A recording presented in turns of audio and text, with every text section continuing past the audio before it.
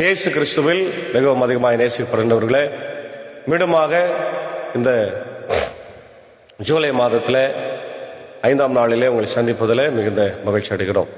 இந்த காலை நேர இறை தியானத்தை ஆரம்பிக்கலாம். நமது ஆரம்பம் பிதா குமாரன் பரிசுத்தாவின் நாமத்தில் உள்ளது. ஆமேன். ஜெபிப்போம். மகா இரக்கமும் கிருபை நிறைந்த நல்லாண்டவரே, எல் ராஜாதி ராஜாவே, கர்த்தாதி கர்த்தாவே, எல்லாம் வல்ல தந்தை மைந்தன் தூய ஆவியானவரே, உம்மை ஸ்தோத்திரிக்கிறோம். இந்த காலை நேரத்தில் எங்களை சிவனோடு எழுப்பினேரே, கடந்த இரவில் அயர்ந்த நித்திரையை கொடுத்து இளைப்பாறுதலை தந்து இது ஆண்டவர் இந்த காலை வேளையிலும் உடைய சமூகத்திலிருந்து இந்த நாளை ஆரம்பிக்க கர்த்தர் கொடுத்த கிருபைக்காய் ஸ்தோத்திரம். இந்த நாளின் ஆண்டவரை இறை செய்தி, பாடல் வேலை, ஜெப வேலை ஆசீர்வதிங்க. குழுவை பயன்படுத்துங்க. இதை கேட்டு பயன்படுகிற எல்லா மக்களுக்கும் உம்முடைய இறை ஆசிரியர்களை தர வேண்டுமாய் ஜெபிக்கிறோம். ஆண்டவரே, இதோ உம்முடைய கிருபை இந்த நாளிலே அனைத்து மக்களோடும் தங்கியிருக்கட்டும். உடைய பணிகளையும் பயணங்களையும் ஆசீர்வதியும். இயேசுவின் மூலம் ஜெபிக்கிறோம் நல்ல பிதாவே, ஆமே. காலை நேரத்தில் நாம் நம்முடைய பாடல் புத்தகத்தில் 50வது ஞான பாடலை நாம் பாடுவோம். சாரோடு இணைந்து என்னோட ஆத்துமமே விழி உட்கருத்தாக என்ற 50வது ஞான பாடல்.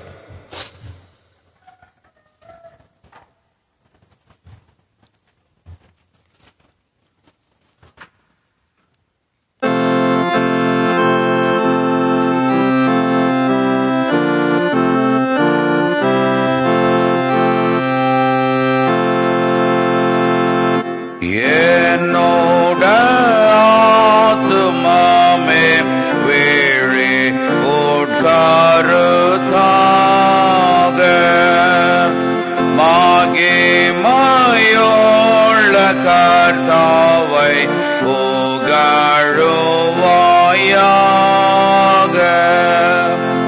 கீதங்களே என் சூரமண்டலமே, போற்ற விழிப்பீர்களாக.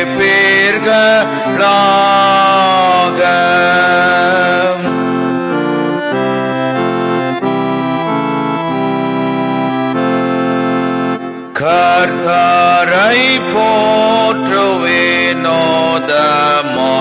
உன்னை சிருஷ்டித்தார். மெத்த அதிசய மீட்பினால் உன்னை ரட்சித்தார்.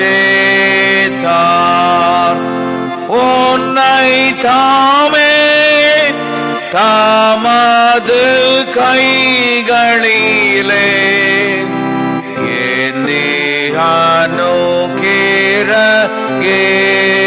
அனுக்கிரகித்தார்.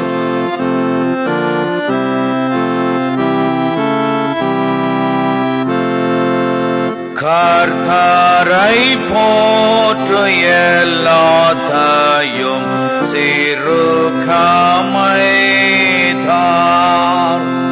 உன்னை காப்பாற்றி சுகத்தை தந்தரவணைத்தார்.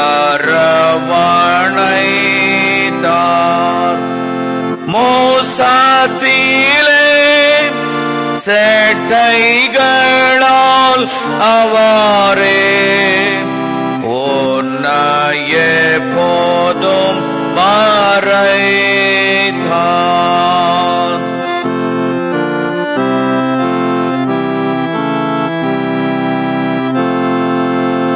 கர்த்தரை போற்று அன்பாய் உன்னை ஆசீர்வதித்தார். நேசவாய் கால்களை பாய்ச்சி உன் மேல் வரவிட்டார். கர்த்தரின் கை வல்லது என்று நினை, தயவாய் உன்னை சந்தித்தார். கர்த்தரை போற்று என் உள்ளமே ஜாக்கிரதையாக. சகல சேஷ்டியும் அவரை போற்றுவதாக. ஆத்துமாமே உன்னுப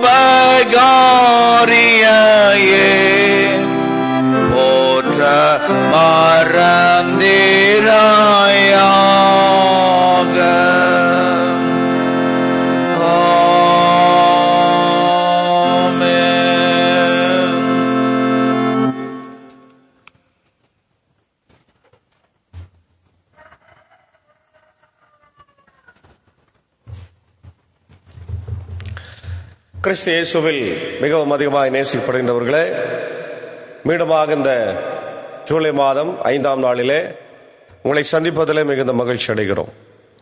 இந்த காலை நேரத்தில் நாம் தியானிக்கும்படியாக தெரிந்து கொண்ட கடவுளுடைய வார்த்தை, அது ஆமோஸினுடைய தீர்க்க தரிசன புத்தகம் 8ஆம் அதிகாரத்தில் இருக்கின்ற வசனங்கள்.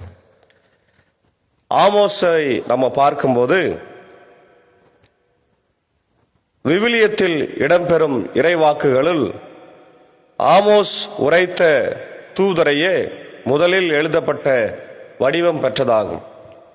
ஆமோஸ் தென்னாடான யூதாவில் பிறந்தவராயினும் வடநாடான இஸ்ராயேலுக்கு சென்று கிமு 8ஆம் நூற்றாண்டின் மைய பகுதியில் அவர் இறைவாக்கு உரைத்தார். அந்நாட்களில் அந்நாடு சீரும் சிறப்புமாயிருந்தது. ஆனால் வளமும் வாழ்வும் செல்வாக்கும் வலியோருக்கும் பணக்காரர்களுக்கும் மட்டுமே இருந்தது. ஏழை எளியவர்கள் நசுக்கப்பட்டார்கள், தாழ்ச்சி உற்றார்கள். வலியோரை வாழ்த்தி எளியோரை வாட்டும் அநீதியும் பொய்மையையும் நிறைந்த சமுதாயத்தை கண்டு சீறுகிறார் ஆமோஸ். ஆமோஸ் இனம் இனத்தையும் மனிதர் மனிதரையும் கசக்கி பிழியும் கொடுமையை வன்மையாய் கண்டிருக்கின்றார். நீதியையும் நேர்மையையும் வளர்த்து கொண்டாலன்றி எந்த இனமும் கடவுளின் கடும் தண்டனைக்கு ஆளாகும் என்று இங்கே வாக்கு உரைக்கிறதை நாம் பார்க்க முடிகிறது.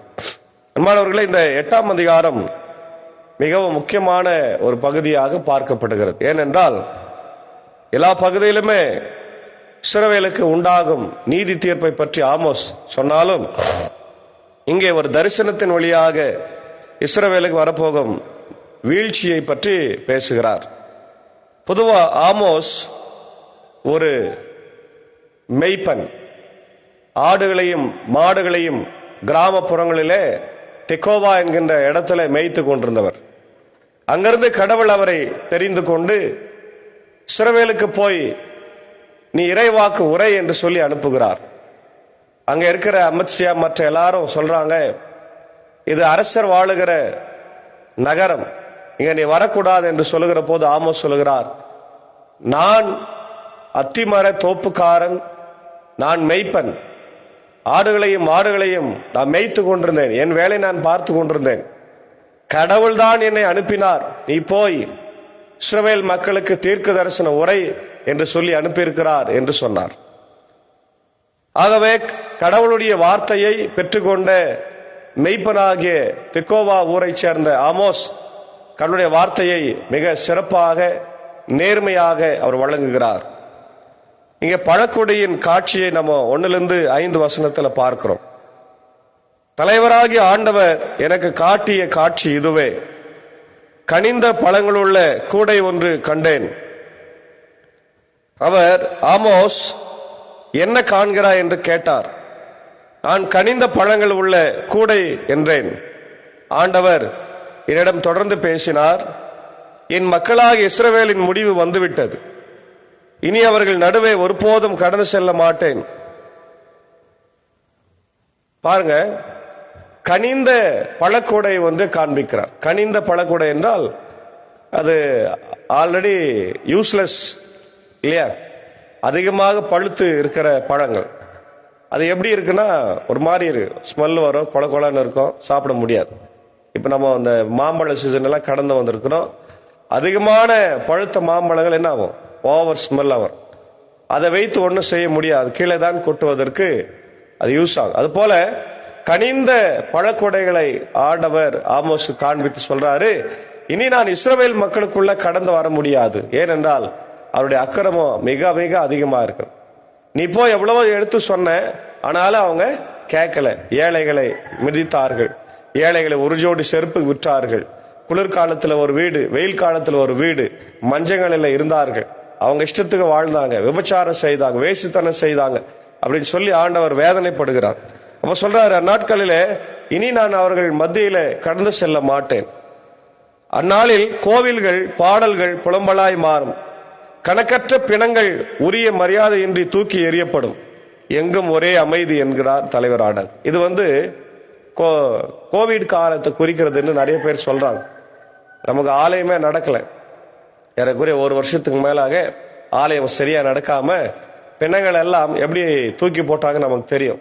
அடக்கம் பண்ணுவதற்கு ஆளே இல்லாம நிறைய இடங்களிலே பிணங்களை எரித்தார்கள், குவியலாக பிணங்களை அடக்கம் பண்ணினார்கள் என்பதை நாம் பார்க்கிறோம். இப்போ ஆண்டவருடைய கோபம் வந்தா இந்த உலகம் தாங்காது என்பதை இந்த கோவிட் காலத்துல நம்ம பார்த்திருக்கிறோம்.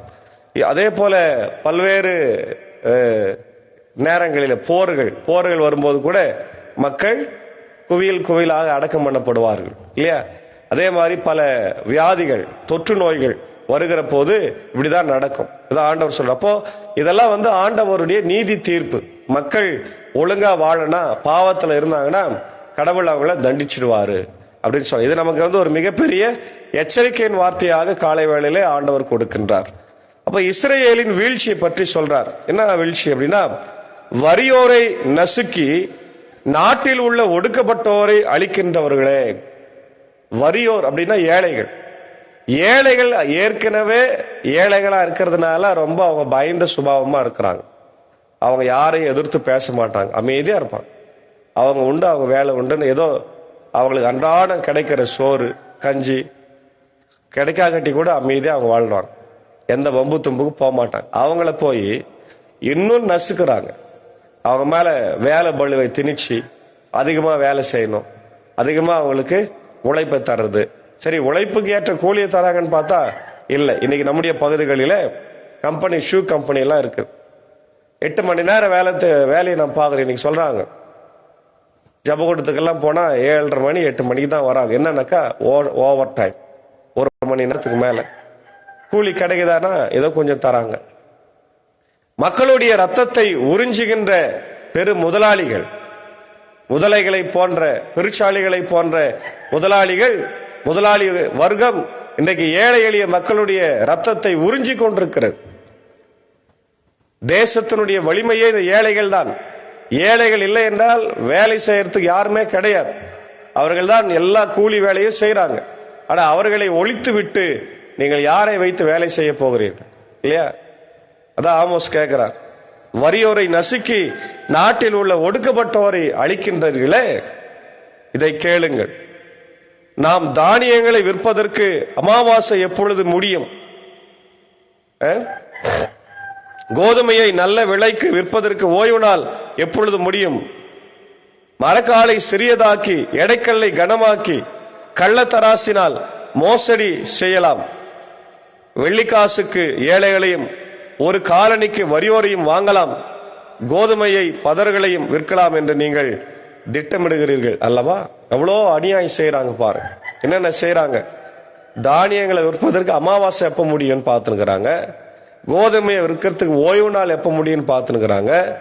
மரக்காலை சிறியதாக்குறாங்க, ஏமாத்துறாங்க. இல்ல எடைக்கல்ல கனமாக்கி கள்ளத்தராசு செய்யறாங்க, மோசடி செய்யறாங்க.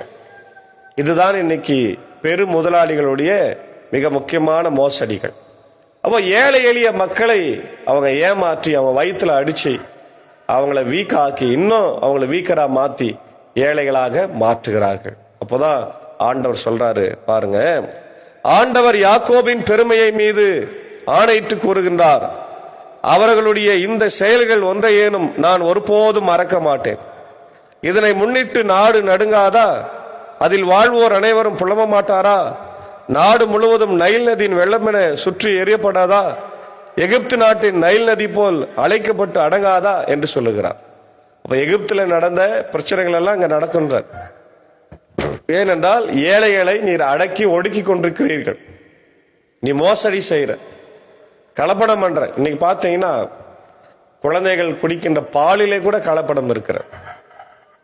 பாலை கூட ஒரு நிம்மதியா நம்மளால குடிக்க முடியல, ஒரு டீயை குடிக்க முடியல. எல்லாத்திலே கலப்படம் பண்ணி கேன்சர் வர்ற அளவிற்கு நம்ம பார்க்கிறோம். இன்னைக்கு நம்ம பார்க்குற சில நாட்கள்ல இந்த ஃபுட்டு மேனேஜ்மெண்ட் கமிட்டி போய் எல்லா இடத்துலயும் செக் பண்றாங்க. எல்லா இடத்துல கலர் போடுறாங்க இல்லையா? கறிகளுக்கு சிக்கன், மட்டன் இல்லையா? அதே போல பிரியாணிகளுக்கு எல்லாத்தையும் கலர் போட்டு விற்கிறாங்க. அவங்க போய் கேட்டா என்ன சொல்றாங்க? நாங்க இப்படிதான் வியாபாரம் பண்ணிருக்கோம், ரொம்ப நாளா பண்ணிருக்கோம். இதனால மக்கள் சாப்பிட்டு ஏழை எளிய மக்கள் எல்லாம் பசிக்கு ஏதோ ஒரு உணவை வாங்கி சாப்பிட்டு கேன்சர்னால பாதிச்சு இறந்து போறாங்க. அவன் நம்பகத்துக்குரிய கணவர், நம்பகத்துக்குரிய மனைவி இல்லாம போறாங்க. அப்போ இன்றைக்கு ஏழை எளிய மக்களுடைய உயிர் என்ன அவ்வளவு துச்சமா? அதான் ஆண்டவர் கேட்கிறார். ஒரு ஜோடி செருப்புக்கு விற்க நீங்க என்ன பண்றீங்க? திட்டம் பண்ணி கொண்டிருக்கிறீங்களே அப்படின்றார். அதனால சொல்றார், தலைவராக ஆண்டவர் கூறுகிறார், அந்த நாட்களில் நண்பகலில் கதிரவனை மறைய செய்து பட்டப்பகலில் உலக இருள் சூழ செய்வேன். இல்லையா? அத தீர்ப்ப சொல்றார். உங்கள் திருவிழாக்களை அழுகையாகவும் பாடல்களை எல்லாம் புலம்பலாகவும் மாற்றுவேன். அனைவரின் தலையையும் மழிக்கப்படவும் செய்வேன். சாக்கு உடை எல்லாரும் இடுப்பில உடுத்துவேன்.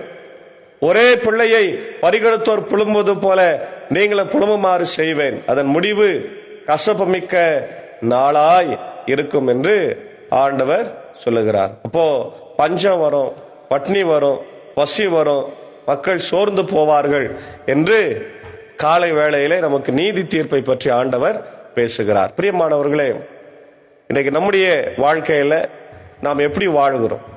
இன்னைக்கு ஆண்டவருடைய தயவுனால நம்ம மகிழ்ச்சியா இருக்கிறோம், சந்தோஷமா இருக்கிறோம், ஆசீர்வாதமா இருக்கிறோம், பணம் நிறைந்திருக்கிறது. ஆண்டவர் நம்முடைய களஞ்சத்தை, தானியத்தை எல்லாம் ஆசீர்வத்திருக்கிறார். நம்முடைய மனைவி பிள்ளைகளை ஆசீர்வத்திருக்கிறார். இன்னைக்கு நாம் நம் மத்தியில இருக்கிற ஏழை எளிய மக்களோடு எப்படி வாழுகிறோம்? அவங்களை ஏமாற்றுகிறோமா? மோசடி செய்யறோமா?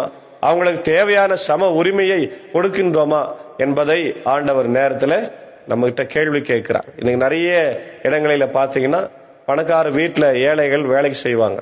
அவங்கள நிறைய பேரு நல்லா ட்ரீட் பண்றாங்க. நான் பார்த்திருக்கிறேன். தன் சொந்த மகளை போல மகனை போல ட்ரீட் பண்ணுவாங்க. ஆனா சில இடங்களில் தான் என்ன பண்ணுவாங்கன்னா அசிங்கப்படுத்தி அவங்களை அவமானப்படுத்துகிற சூழ்நிலை எல்லாம் இருக்குது. அதெல்லாம் மிகப்பெரிய தவறு. அவங்க ஒரு மனுஷன், அவங்களுக்கு ஒரு மனசு இருக்குது, அவங்களுக்கு ஒரு குடும்பம் இருக்குது அப்படின்னு நாம் பார்க்கும்போது உண்மையாகவே இன்னைக்கு நல்ல மனிதர்களை நாம் இழக்கவே முடியாது. ஒரு நல்ல சமூகத்தை கட்டமைக்க முடியும். இப்போ இங்க ஆமோஸ் ஒரு சோசியல் ஜஸ்டிஸ் ப்ராஃபட், சமூக மக்கள் மேல ஒரு நல்ல அன்பை கொண்ட ஒரு தீர்க்கர் இல்லையா? சமூக நீதியை பேசுகிற ஒரு தீர்க்கர். இன்னைக்கு நம்முடைய திராவிட கட்சிகள் சமூக நீதியை பேசுகின்றன தவிர அதை யாரும் நிறைவேற்றுவதில்லை. ஏழை எளிய மக்களுக்கு அதை நிறைவேற்றுவதில்லை. ஆனால் ஆண்டவருடைய தாசனாகிய ஆமோஸ் சமூக நீதியை பற்றி பேசுகிறார், அதை நிறைவேற்றுகிறவராக இருக்கிறார். அப்போ நம்ம கூட நம்முடைய வாழ்க்கையில சமூக நீதியை நாம் பேசுகிறோம், அதை நிறைவேற்ற வேண்டும். நம்முடைய மத்தியில் இருக்கிற ஏழை எளிய மக்களை சமமாக நடத்தி அவர்களை வஞ்சிக்காமல், அவர்களிடத்தில் எந்த விதமான ஏமாற்று வேலையும் செய்யாம ஆண்டவருடைய பிள்ளைகளாய் சாட்சியம் வாழ. ஏன்னா கடவுள் சொல்றாரு, நான் தீர்ப்பு செய்ய வரப்போகிறேன், எச்சரிக்கையாயிருங்கள், எச்சரிக்கையாயிருங்கள் என்ற வார்த்தை மீண்டும் சொல்லுகிறார். ஆகவே இந்த காலை நேரத்தில் நம்ம ஆண்டவருடைய பிள்ளைகளாய் சமூக நீதி உடையவர்களாய் வாழ தூய ஆவியானவர் தான் நம்மை வழிநடத்தி காப்பாராக. ஆமேன். ஜெபம் செய்வோம். எங்களை நேசிக்கிற நல்ல தகப்பனே, எங்கள் ராஜாதி ராஜாவே, கர்த்தாதி கர்த்தாவே, எல்லாம் அல்ல தந்தை, மைந்தன், தூய ஆவியானவரே, இந்த மகிழ்ச்சியான காலை வேளையில இதோ ஆண்டவரை சமூகத்தினை நோக்கி நாங்கள் பார்க்கிறோம். இந்த நாளிலும் ஆமோஸ் தீர்க்கதரிசியின் வழியாக எங்களுக்கு கொடுத்த இறை வாக்குக்காக ஸ்தோத்திரம். திருமறையில ஆண்டவரே ஒரு சாதாரண மெய்ப்பனாக இருந்து கிராமப்புறங்களில் இருந்தவனை ஆண்டவரே டவுன் பகுதிக்கு சென்று இஸ்ரவேல் மக்களுக்கு தீர்க்க தரிசனம் உரைத்து, அவர்களோ ஏழை எளிய மக்களை நசுக்கி பிழிந்து ஆண்டவரே அவர்கள் ஒரு ஜோடி செருப்புக்கு விற்று போட்டார்கள், களஞ்சங்களை பெரிதாக்கினார்கள், கோதுமையையும் ஆண்டவரே இதோ பதரையும் விற்கக்கூடிய மக்களாய் மாறினார்கள், கள்ளத்தராசு வைத்தார்கள், ஏழைகளை ஒரு ஜோடி செருப்புக்கு விற்று போட்டார்கள் என்று சொல்லி நாங்கள் பார்க்கிறோம் ராஜா. இன்னைக்கு அப்படிப்பட்ட அநியாயங்கள், அக்கிரமங்கள் தேசத்துல நடக்கிறது. இன்னைக்கு ஆளும் ஆண்டவர் வர்க்கத்தினரே, ஆண்டவரே ஆளும் வர்க்கத்தினர் தலைவர்களே ஏழை எளிய மக்களை நசுக்குகிறார்கள், ஏழை எளிய மக்களை நசுக்குகிற சட்டங்களை போடுகிறார்கள். ஆண்டவரே இந்த சூழ்நிலை எல்லாம் மாறி சமூக நீதியை நிலைநாட்டவும், ஏழை எளிய மக்களுடைய வாழ்வு மாண்பு நலம் பெறவும் இன்றைக்கு நாங்களும் ஆண்டவரை சேர்ந்து பாடுபட கர்த்தர் கிருபைத்தார். அதற்காக எங்களை ஆட்சி செய்கின்ற தலைவர்கள் சரியா இருக்க வேண்டும். அவர்களுக்காக ஜெபிக்கிறோம். இந்திய தேசத்தின் எல்லா தலைவர்களுக்காக ஜெபிக்கிறோம். ஒவ்வொரு மாநிலத்தில், ஒவ்வொரு ஆண்டவரே கிராமங்களிலே, ஒவ்வொரு பஞ்சாயத்துல, ஒவ்வொரு ஆண்டவரே இதோ அமைச்சர் தொகுதிகளில் இருக்கின்ற மக்களை நீர் காத்தருளும். அவர்கள் மாண்புற சமூக நீதியை நிறைவேற்ற ஆண்டவரே அவர்கள் நல்ல முறையில் கர்த்தாவே வாழும்படியான சூழ்நிலைகளை உருவாக்கித்தார். ஏழை எளிய மக்களுக்கு அநியாயம் செய்யாமல், அக்கிரமம் பண்ணாமல் அவர்கள் நீதியோடு நியாயத்தோடு தங்கள் கடமைகளை செய்யட்டும். குறிப்பாக எங்களுடைய இந்திய தேசத்தினுடைய ஜனாதிபதி ஆண்டவர் பிரதமருக்காக நாங்கள் வேண்டிக் கொள்கிறோம். அவர்கள் மிக முக்கியமான பொறுப்பில் இருக்கிறவர்கள். அவர்கள் வழியாக சமூக நீதியை எங்கள் தேசத்தில் நிறைவேற்றி தாரும். அவர்களோடு கூட இணைந்து பணியாற்ற புதிதாய் தேர்ந்தெடுக்கப்பட்டிருக்கிற அமைச்சர் பெருமான்களுக்காக, அவருடைய குடும்பங்களுக்காக, அவர்கள் சார்ந்திருக்கிற ஆண்டவரே இதோ ஒவ்வொரு மாநிலத்துக்காக, குறிப்பாக இந்தியாவில் இருக்கிற எல்லா மாநிலத்தினுடைய மக்களுக்காக, முதலமைச்சர்களுக்காக, கலெக்டர்ஸ்க்காக, அமைச்சர்களுக்காக, ஆண்டவர் எங்கள் தமிழ்நாட்டு முதலமைச்சர், கவர்னர், ஆண்டவர் அமைச்சர் பெருமக்களுக்காக நாங்கள் வேண்டிக் கொள்ளுகிறோம். உம்முடைய ஆண்டவரை ஆசீர்வாதங்கள் அவளோடு கூட தங்கியிருக்கட்டும். நீதியை நிலைநாட்டுகிற பொறுப்பு அவங்க கிட்ட இருக்கிறது. ஆண்டவர் நியாயத்தை நிலைநாட்டுகிற பொறுப்பு அவங்க கிட்ட இருக்கிறது.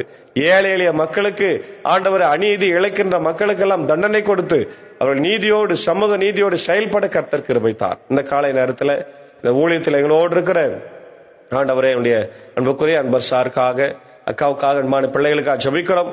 ரத்த கோட்டுகளை மறைத்துக் கொள்ள ஆசீர்வாதம் வழிநடத்தும். சாக்கோ சாருக்காக, டீச்சருக்காகவும் ஆண்டவரை நான் ஜபிக்கின்றோம். ஆண்டவர் இசை வழியின் வழியாக உடைய ஊழியத்தை செய்கிற போது உடைய கிருபை இருவரோடு தங்கிட்டு பணிகளை ஆசீர்வதும், பயணங்களை ஆசீர்வதியும். இதோ இந்த பிராட்காஸ்டை உதவி செய்கிற ஜான்சன் சாருக்காக, டீச்சருக்காக, குடும்பத்திற்காக, பிள்ளைகளுக்காக ஜபிக்கிறோம். ஒரு சார்ந்திருக்கிற திருச்சபைக்காக ஜபிக்கிறோம். ஆண்டவர் நீர் ஆசீர்வாதம் வழி நடத்துங்க. அடியன் பணியாற்றி கொண்டிருக்கிற பாப்பனப்பள்ளி போத வட்டத்திற்காக 4 திருச்சபைகளுக்காக ஜபிக்கிறோம். தேவைகள் உண்டு ராஜா, இந்த தேவன் பரத்திலிருந்து சந்திக்க வேண்டுமா நான் ஜபிக்கிறோம். உடைய இந்திய தேசத்திற்காக, ஆண்டவர் அனைத்து மக்களுக்காக, உலக நாடுகளுக்காக, ஆண்டவர் America, UK, Australia, New Zealand, Philippines, gulf கண்ட்ரிஸ்க்காக, ஆண்டவர் பல்வேறு இடங்களிலே அநேக மக்கள் இறந்து கொண்டிருக்கிறாங்க. புயல்கள், ஆண்டவர் போர்கள், குறிப்பாக இதோ கர்த்தாவு யூபியில அத்ராஸ் பகுதியில் ஆண்டவர் 121 பேர் இறந்தார்கள் ராஜா. அவர்களுக்காக ஜபிக்கிறோம். ஏழை எளிய மக்கள் ஆண்டவர் ஆன்மீக சொற்பொழிவு கேட்க வருகிற போது மாண்டு போனதை நாங்கள் பார்க்கிறோம். அவளுக்கெல்லாம் ஆறுதலை, தேர்தலை தாரும். அந்த அரசாங்கம் உரிய நிவாரணத்தை கொடுக்கும்படியாய் நாங்கள் ஜபிக்கிறோம். ஆண்டவர் தொடர்ந்து ஆண்டவர் எங்கெல்லாம் அநியாயம், அக்கிரமம் நடக்கிறதோ, எங்கெல்லாம் ஏழைகள் நசுக்கப்படுகிறார்கள், ஒடுக்கப்படுகிறார்களோ, அங்கெல்லாம் உடைய நீதி நிறைந்த கரம் ஆண்டவர் தங்கியிருந்து சமூக நீதியை, ஏழைகளை ஆண்டவர் நீர் காப்பாற்ற வேண்டுமா நான் ஜபிக்கிறேன். கர்த்தாவே உடைய குரல் வழியை நசுக்கிற எல்லா தலைவர்களையும் நீர் மாற்றி போட வேண்டுமா ஜபிக்கிறோம். இந்திய சுவிசேஷ லுத்தரன் திருச்சபையுடைய தலைவர்களுக்காக ஜபிக்கிறோம். பெருந்தலைவருக்காக, ஜிடி செக்ரட்டரிக்காக, கம்ட்ரோலருக்காக, அனைத்து ஆண்டவர் சபை சங்கத்தினுடைய ஆண்டவர் தலைவர், செயலர், பொருளர், ஆண்டவர் உதவி பொறுப்பாளர்களுக்காக, எக்ஸிகியூட்டிவ் மெம்பர்ஸ்க்காக ஜபிக்கிறோம். ஆண்டவரே எல்லா ஸ்தாபனங்களுக்காக, பள்ளிக்கூடங்கள், சிறப்பு பள்ளிக்கூடங்கள், ஆசிரியர் பெருமக்கள், ஆண்டவர் சிறப்பு பள்ளிக்கூடத்தில் பணியாற்றுகிற ஆசிரியர் பெருமக்கள், கரஸ்பாண்டன்ஸ்க்காக, குறிப்பாக ஆண்டவருடைய மருத்துவமனைக்காக ஜபிக்கிறோம். சீக்கிரமாய் திறக்கும்படியான சூழ்நிலைகளை இந்த உருவாக்கி தாருங்க. இந்த நாளின் பணிகளின் பயணங்களையும் கர்த்தர் எங்களுக்கு ஆசீர்வதிங்க. பலவீனமா இருக்கிற மக்களை கண்ணோக்கி பாருங்க. ஆசிரியர் பெருமக்களையும் ஆண்டவர் குறிப்பாக போதக பிதாக்களாகிய கர்த்தாவே நிக்சன் ஐயருக்காக, ராஜ்குமார் ஐயருக்காக நான் ஜபிக்கிறோம். யாரெல்லாம் ஆண்டவர் சிக்கா இருக்கிறாங்களோ எல்லாரையும் கண்ணோக்கி பாரு. அதே போல இந்த நாளிலே என்னுடைய பிறந்த நாட்களுக்கான நன்றி செலுத்திக் கொண்டிருக்கிறேன். என்னுடைய அன்புக்குரிய அண்ணன் திரு ஐசக் ஆண்டனி இளங்கோவன் அவர்களுக்காக ஜபிக்கிறோம். ஆண்டவர் வெளிநாட்டில் இருக்கிற போது அவருக்கு நல்ல சுகத்தை பலத்தை தாரும். அன்பு துறவியார் பிள்ளைகளை ஆசீர்வதிங்க. ஆண்டவர் இந்த பிறந்த நாள் பெரிய ஆசீர்வாதமாக இருக்கட்டும். அன்புக்குரிய மூத்த ஆசிரியர் இயேசுடன் சாருக்காக, கனகமணி டீச்சருக்காக, குடும்பத்தின் மக்கள், பிள்ளைகள், மருமக்கள், பேர பிள்ளைகளுக்காக ஜபிக்கிறோம். எல்லாரையும் கர்த்தர் ரத்த கோட்டைகளை மறைத்து கொண்டு ஆசீர்வதிப்பீராக. அதே போல அன்புக்குரிய ஆசிரியர் திரு சாம் மனோஜ் பாலா அவர்களுக்காக ஜபிக்கிறோம். ஆண்டவரே அரங்கல் துரகத்தில் ஆசிரியர் பணியாற்றுகிற போது கிருபை தங்கியிருக்கட்டும். அன்பு மனைவி, பிள்ளைகளுக்காக ஜபிக்கிறோம். இந்த பிறந்த நாள் பெரிய ஆசீர்வாதமா இருக்கட்டும் ராஜா. அவருடைய ஊழியங்களை கூட கர்த்தர் ஆசீர்வதிங்க. இதனுடைய ஆண்டவர் பெதஸ்தா மருத்துவடைய முன்னாள் ஊழியரும் டாக்டருமா இருந்து இது ஆஸ்திரேலியாவில் பணியாற்றி கொண்டிருக்கிற டாக்டர் ஜோஷ்னா பால் அலெக்சாண்டர் அவர்களுக்காக ஜபிக்கிறோம். கர்த்தாவே அருமையான டாக்டருக்கு நல்ல சுகத்தை பலத்தை தார். இந்த பிறந்த நாளிலே அவர்களும் ஆசீர்வாதமா இருக்கட்டும். அவருடைய அன்பு கணவரையும் ஆசீர்வதிங்க, குடும்பத்தையும் ஆசீர்வதிக்கிறார்கள். தொடர்ந்து இந்த நாளில் யாரெல்லாம் பிறந்த நாளையும் திருமண நாளைக்கு நன்றி செலுத்துகிறார்களோ எல்லாருக்கும் இடையே ஆண்டவர் இறை ஆசிரியர்களை தந்து நீர் வழி நடத்த வேண்டுமா ஜபிக்கிறோம். தொடர்ந்து இந்த நாளின் ஆண்டவருடைய பணிகளையும் பயணங்களையும் கர்த்தர்களுக்கு ஆசீர்வதியும். துதி கன மகிமை உமக்கே செலுத்துகிறோம். இயேசுவின் மூலம் ஜபிக்கிறோம் நல்ல பிதாவே, ஆமென். நமது ஆண்டவராக இயேசு கிறிஸ்துவின் கிருபை, பிதாவின் அன்பு, பரிசுத்த ஐக்கியம் நம்முடைய ரோடு கொண்டிருப்பதாக. ஆமென்.